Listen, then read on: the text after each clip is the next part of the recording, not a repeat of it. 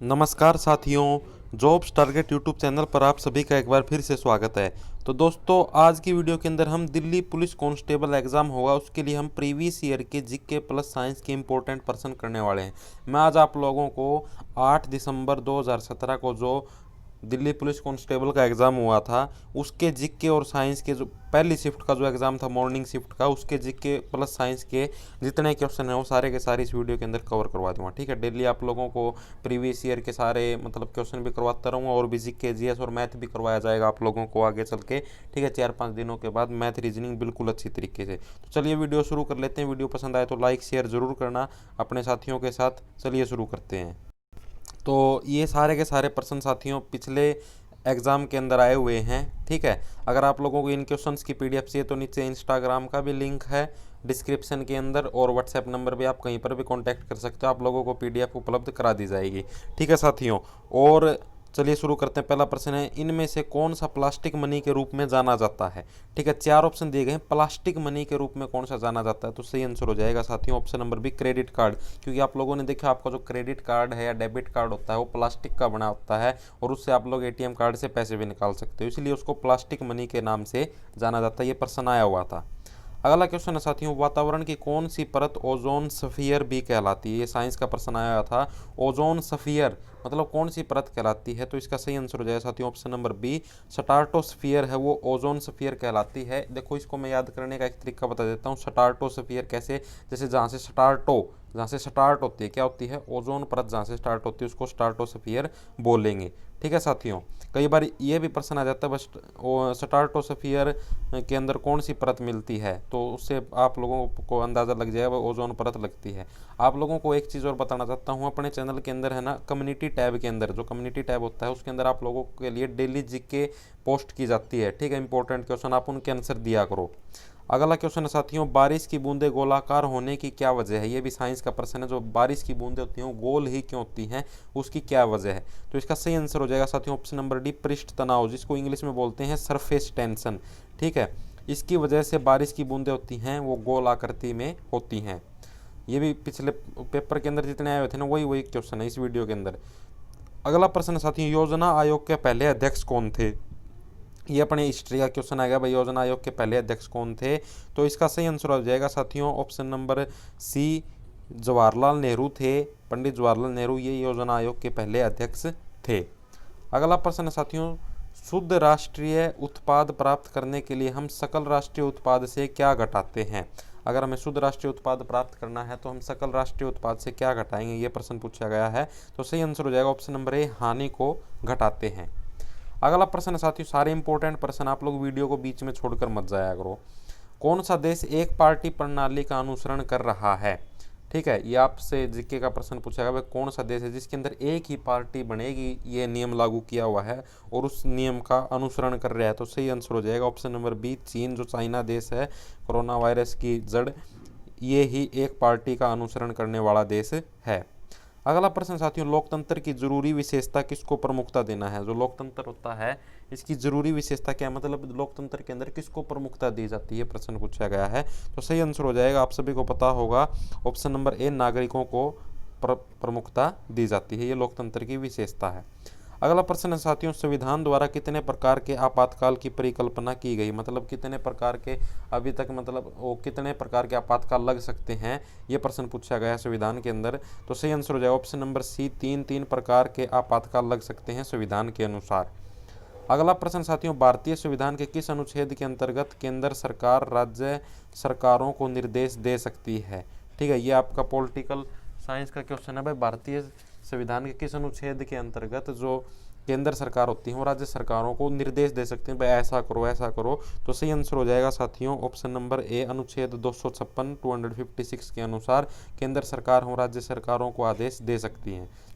अगला प्रश्न है साथियों, किस भारतीय शासक का राज्य विस्तार भारत से बाहर था। कौन सा भारतीय शासक था जिसका राज्य है वो भारत से भी बाहर था, इतना बड़ा उसने राज्य फैला रखा था, तो सही आंसर हो जाएगा option number C, Chandragupta Maurya और कनिष्क, इन दोनों का राज्य विस्तार था वो भारत से बाहर भी था। अगला प्रश्न है साथियों, बिंबिसार निम्नलिखित राजवंशों में से किसके संस्थापक थे? जो बिंबिसार है वो 4 ऑप्शन दिए गए हैं, इसके अंदर से कौन से राज्यवंश के संस्थापक थे, ये प्रश्न पूछा गया है। तो इसका सही आंसर हो जाएगा ऑप्शन नंबर सी, हर्यंक वंश के संस्थापक थे बिंबिसार। हिस्ट्री का क्वेश्चन था ये भी। अगला प्रश्न, भारत छोड़ो आंदोलन का दूसरा नाम क्या था? मोस्ट इंपोर्टेंट क्वेश्चन है, ठीक है। तो इसका सही आंसर हो जाएगा साथियों ऑप्शन नंबर ए, अगस्त क्रांति भारत छोड़ो आंदोलन का दूसरा नाम था। कई बार प्रश्न ये भी आ जाता है अगस्त क्रांति का दूसरा नाम क्या था? तो भारत छोड़ो आंदोलन अगस्त क्रांति का दूसरा नाम था। अगला प्रश्न साथियों, किस सत्र में कांग्रेस पार्टी का विभाजन हुआ था?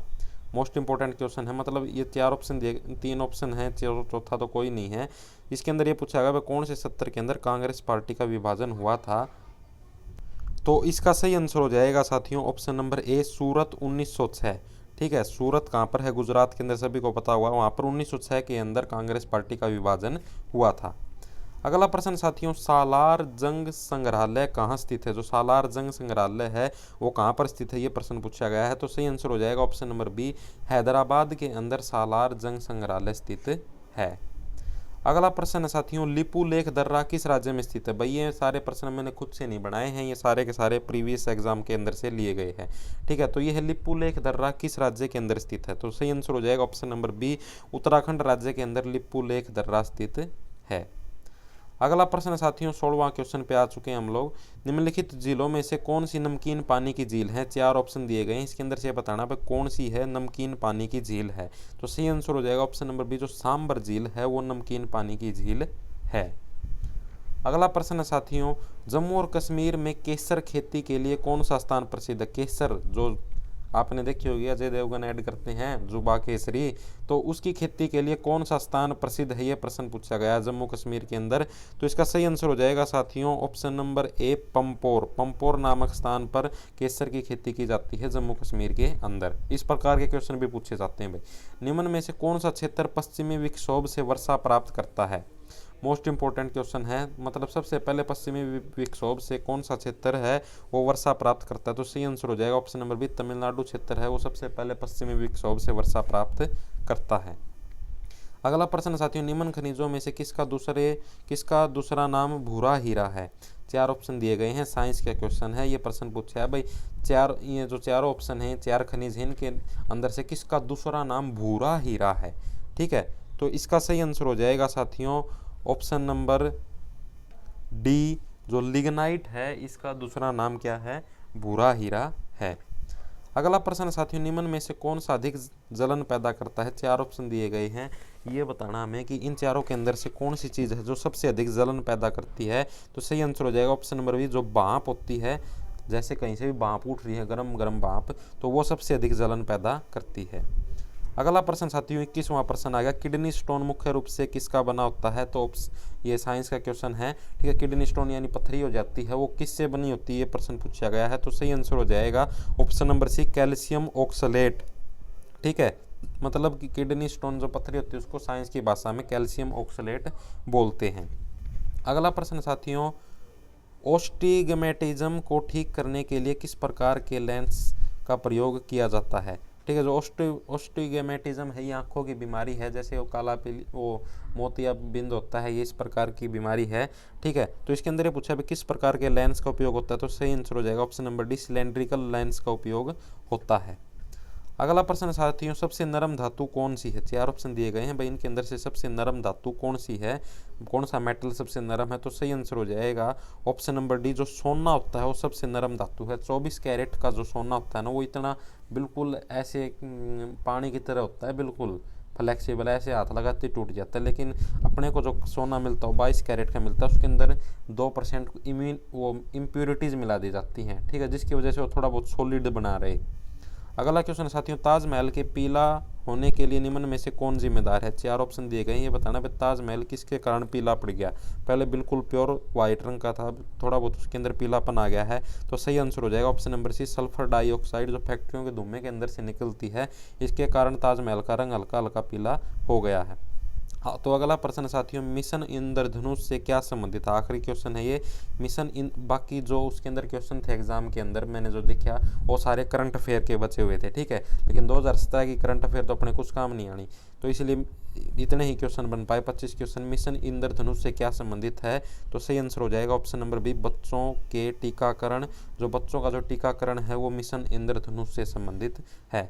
तो ये थे साथियों पिछले साल के 8 दिसंबर 2017 को जो एग्ज़ाम हुआ था उसका शिफ्ट 1 का पेपर था ये, ठीक है। अगर आप लोगों को इन क्वेश्चंस की पीडीएफ चाहिए तो आप व्हाट्सएप नंबर मैंने डिस्क्रिप्शन में दे दिया है, उसके ऊपर मैसेज करके ले सकते हो, या फिर मेरा इंस्टाग्राम अकाउंट भी डिस्क्रिप्शन में, आप वहाँ से भी मैसेज करके मुझसे पीडीएफ ले सकते हो, ठीक है साथियों। वीडियो पसंद आई तो लाइक शेयर ज़रूर करना, कमेंट करके बताना वीडियो कैसी लगी। धन्यवाद।